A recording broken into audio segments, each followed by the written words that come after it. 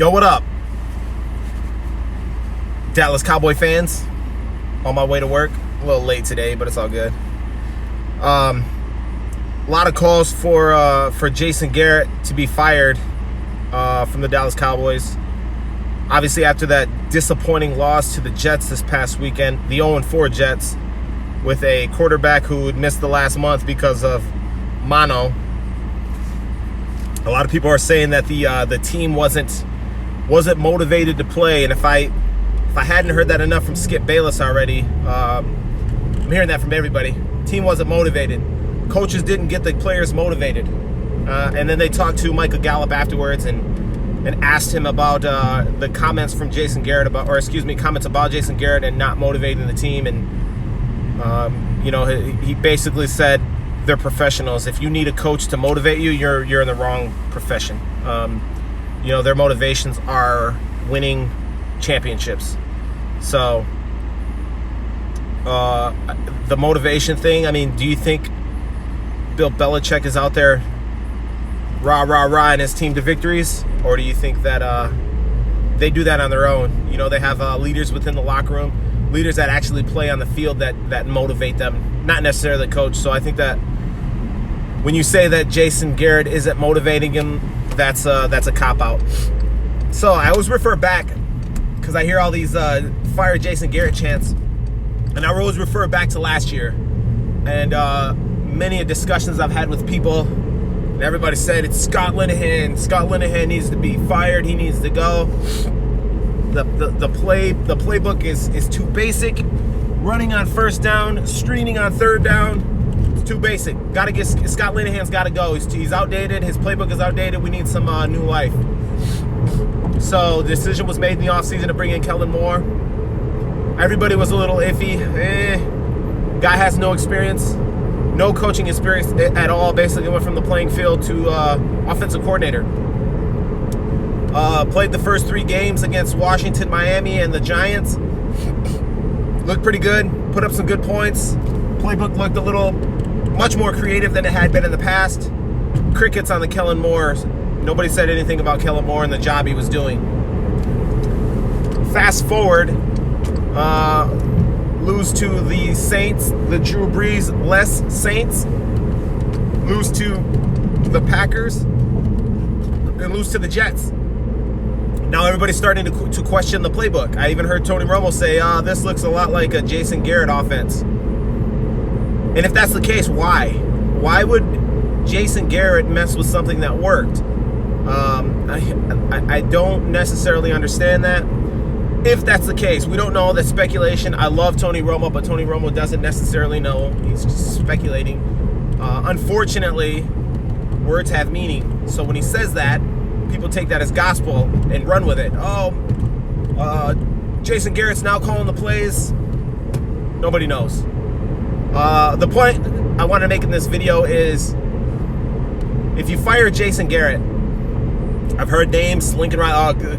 Cowboys got to break the bank to get Lincoln Riley in here. And okay, let's say that happens.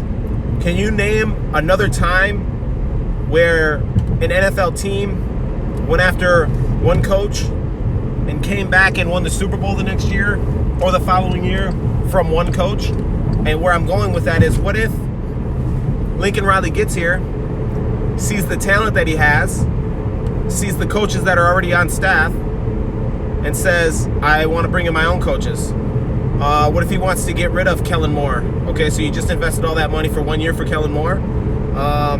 What if he says, hey, Rod Marinelli and Chris Richard, not the guys I want in here. I want to bring in my own defensive guys in here. So you're gonna get rid of Rod Marinelli and Chris Richard. You guys good with that?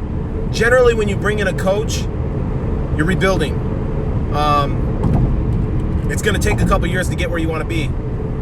I personally believe that Ezekiel Elliott has lost half a step already in his career.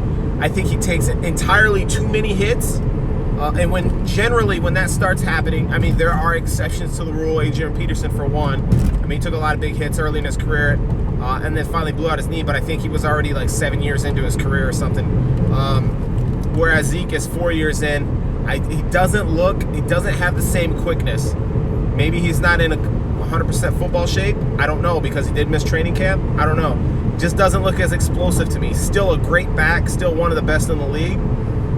But he takes too many hits. Throughout the game, too many hits. Those guys generally don't last long. So, let's say next year you bring in a Lincoln Riley. 2 to 3 year rebuild time. So, that puts Zeke at 7-ish years in the league. Lots of bumps, lots of bruises. Not to mention, Dak Prescott will be 3 or 4 years older, 2, 3, 4 years older. Did you see the hits that he was taking against the Jets? You cannot take those hits. I don't care how big you are. Ask Cam Newton. You cannot consistently take those hits, because what starts happening is your body starts breaking down. You start playing through injuries. Cam Newton played through a shoulder injury for a couple seasons before he finally got that taken care of. And now, I mean, as far as I'm concerned, he's damaged goods. I don't think he'll start. I think his time in Carolina is done. And you know, that's the price you pay for taking those big hits. And unfortunately, for me, even with Cam Newton, I don't feel bad for those guys taking those hits, because he's 6'4", 240 pounds. You're gonna hit by these little guys, and you complain about it. But at the same time, Cam Newton especially runs over these cornerbacks, gets up and flexes his arm, and I'm like, wait a minute. But when they hit you, you cry. So I don't like that. Dak Prescott is a fairly larger quarterback. He's going to take those hits. That's the game right now. It's changing, it's evolving, but he's going to take those hits. So if we change coaches, I think that's setting us back a couple years. However, I think on paper we're great. We have a great team. I think we have a Super Bowl caliber team on paper. But when you lose to the 0-4 Jets, I don't care if it was at the Jets. I don't care if Sam Darnold was back. I put this on somebody else's on another post. They were talking about that. Russell Wilson wins that game, even with our roster. He will will that team, and that's one thing that I've always said is Dak Prescott, in my opinion, he's not a force multiplier. Russell Wilson is a force multiplier. Russell Wilson forces everybody around him to be better. He demands it, and he gets it. Deshaun Watson forces other people around him to be better. Aaron Rodgers, those guys are force multipliers. Those guys are the guys in the league that deserve those $40 million a year contracts. Dak Prescott is an average quarterback. When he doesn't have everything perfect, Tyron Smith out, Lyle Collins out, Amari Cooper out, he can't perform. We get down 21, 24, 28 points, and then you see these garbage time stats. So yeah, QBR, Skip Bayless and his QBR, trash. I don't care about QBR, it means nothing. Carson Wentz is 5th in the league in QBR. Is he one of the top 5 quarterbacks this year in the NFL? Absolutely not. So as far as I'm concerned, QBR is garbage. I don't care about QBR. I care about wins and losses, and I care about how they perform. So, Dak Prescott, in my opinion, average quarterback. Should he get $40 million? Absolutely not. Should he get $30 million? Absolutely not. I would say he's a $22 to $24 million a year. And that's because you need that extra money to build up your defense, to get those skill positions around him so that your team can perform better. That's my opinion. I would hate... I don't think it's going to happen. I think the reason why he hasn't been signed to a contract is because the leverage right now is in Jerry Jones's hand, right? The longer he plays, the more you see that he's not what you want him to be yet. I'm not sure he'll ever be there. And I think that when they go to the negotiating table, Jerry Jones is going to say, hey, this is where we're at because of this, this, and this, right? If they would have signed him after the first 3 games, I don't think Jerry Jones had any leverage. If Dak and his agent would have forced Jerry Jones's hand then, I think Jerry would have been forced to pay him because, I mean, he looked great. But now you're starting to realize that he's not that force multiplier that you need him to be. We don't have that Baltimore defense that can get us to the next level. We don't.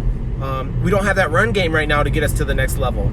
Unfortunately for Dak, unfortunately for Dak, that responsibility lays on his shoulders, and so far he hasn't came through.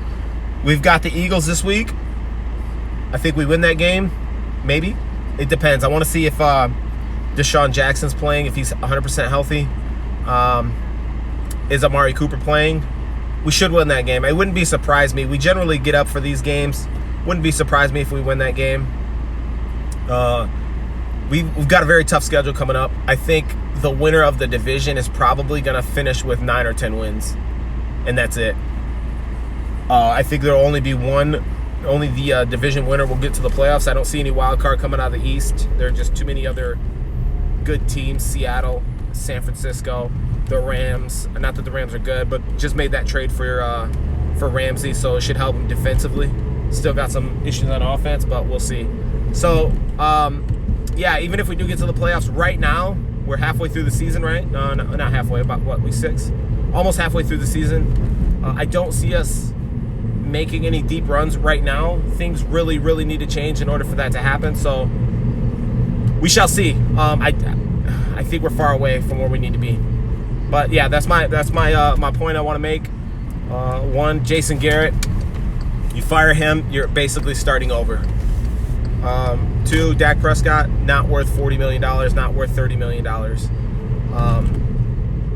Yeah, and Ezekiel Elliott, I don't know what's going on with him. I think he's a step slower. I don't know if he'll ever be what he was. So good for him for getting his money, because he definitely wouldn't have got it now. But yeah, that's my rant for today. I hope that you guys have a blessed day, and good luck to the Cowboys this week against the Eagles. And go Cowboys.